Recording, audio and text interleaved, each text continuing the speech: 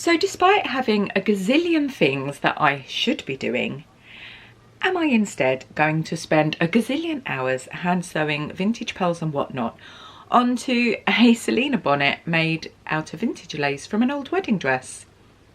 I most certainly am.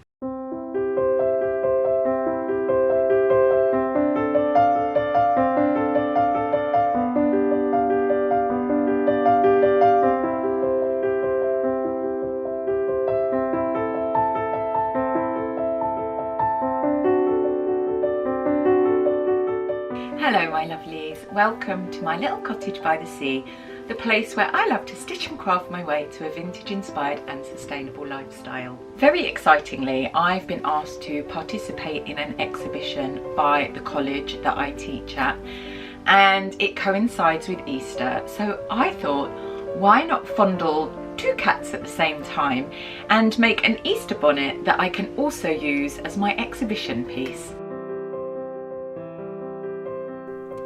I'm going to be using my Selena Catwoman bonnet for this project, and once upon a time I made wedding dresses, and this lovely lace is a leftover from those days of making dreamy dresses. I want to embellish my lace Easter Catwoman bonnet with pearls from my great nan's broken pearl necklace, and I have all sorts of vintage embellishments, lots of flowers, some from the 1930s and some even older. I've already sewed up the main body of my bonnet, and I've used just some very pale pink felt in the ears just to keep them erect because I don't want flaccid cat ears.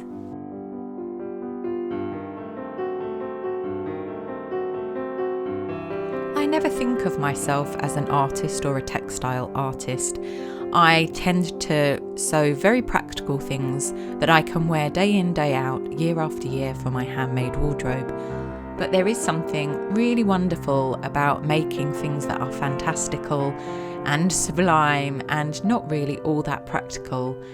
Sewing and making our sewing dreams come true is actually a really wonderful gift, and I think I must do more of it in my sewing life.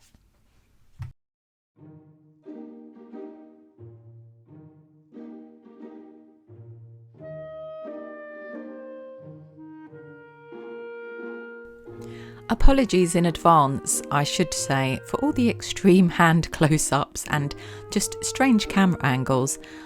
I was so engrossed in sewing on all these pearls and lovely vintage embellishment treasures that I really got very caught up.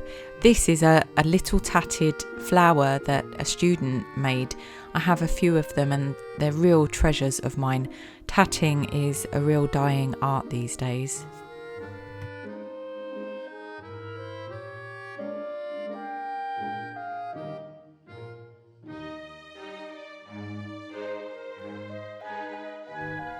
Are you a magpie like me and keep every single broken bit of jewellery, odd buttons, anything that might come in useful, anything shiny and pretty that could be used one day for that project that you have in your mind for many, many years? I cannot move for pretty tins and boxes filled with beads and sparkly things and bits of lace. You know what I mean.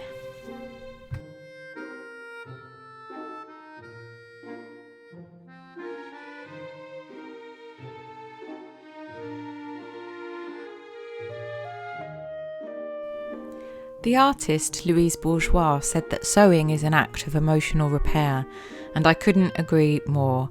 I always find that when I'm feeling low in spirits, just doing a little bit of hand sewing, a bit of embroidery or just some simple mending really is balm for the soul, and I begin to feel cheered and ready to take on the world.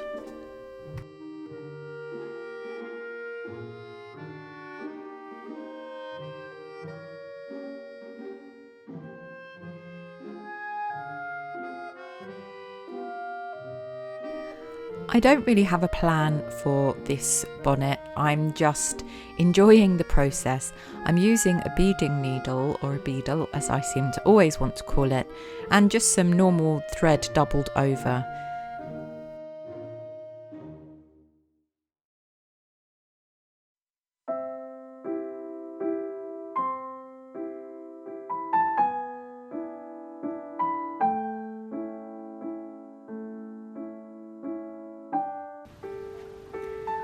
Here's where we are with the Easter bonnet, Selena Easter Make Do and Mend bonnet. I am still sewing on pearls and vintage flowers. Probably going to be doing that for rather a long time. So I will continue with that, but looking good and pretty pleased so far.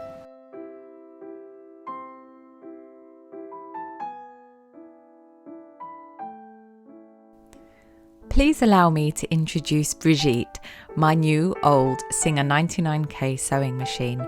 I've been after one of these for quite a long time, and the lovely people at Jacob's Haberdashery made it happen.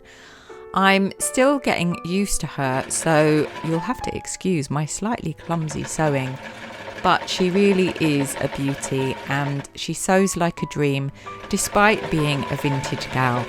It just goes to show that you improve with age.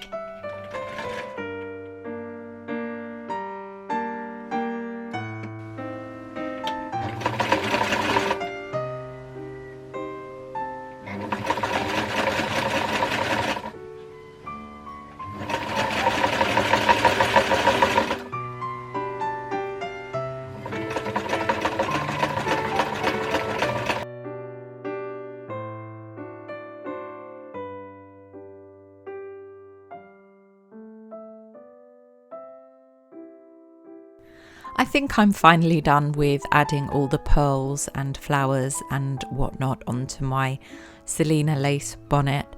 I could actually just really go to town and put loads of beads on this. I think that would look really pretty, but I've decided to keep it quite pared back, if you can call this bonnet pared back. I bought 3 different ribbons because I couldn't really decide what colour to use. I'm really loving lilac at the moment, but pink is also one of my favourite colours. So I chose a blush and a sort of more dusky vintage pink, and then this pale lilac. It matched my nail varnish, but I decided to go with the blush pink in the end just because I felt it didn't jar and looked a little bit more antique somehow. So I'm using a ribbon that's actually a bit wider than specified in the pattern, but actually this worked just fine.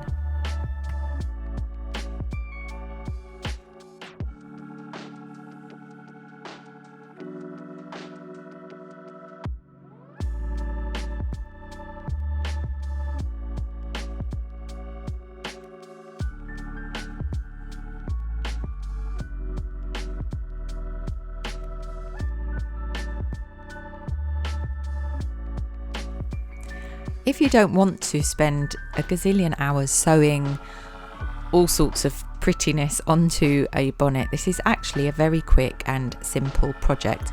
And I think sometimes these quick projects are a perfect opportunity to practice things like embroidery and embellishments.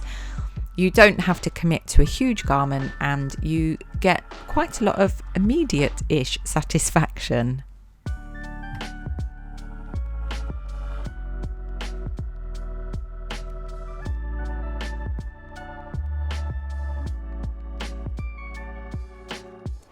My favourite part of this project is the turning through so that you finally see your bonnet.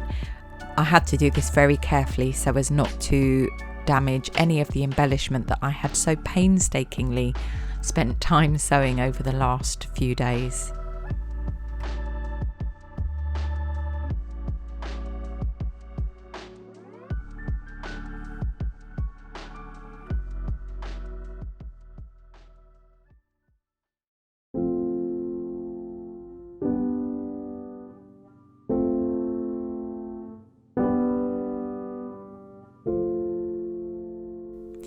And here's my finished Catwoman Inspired lace bonnet for Easter, both on me and in situ at the exhibition that I'm really thrilled to have been invited to take part in.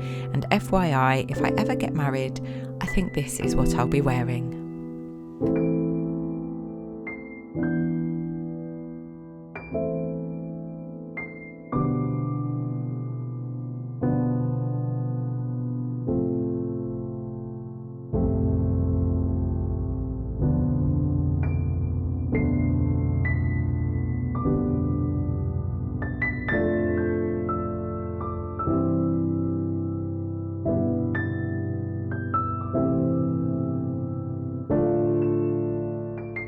Thank you so much for watching along today and taking the time to spend the time with me in my little cottage by the sea.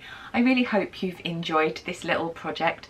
Sometimes you've just got to throw practicality out of the window and just do something really quite silly, but also equally lovely. If you've enjoyed spending time with me sewing my Easter bonnet inspired by Catwoman, then please do like, and if you haven't already subscribed, then it would be lovely if you did, because I do love to share my sewing adventures with you. I hope that wherever you are in the world, my lovelies, you're keeping safe and well, and I shall see you soon for more vintage inspired sewing and crafting fun. Bye!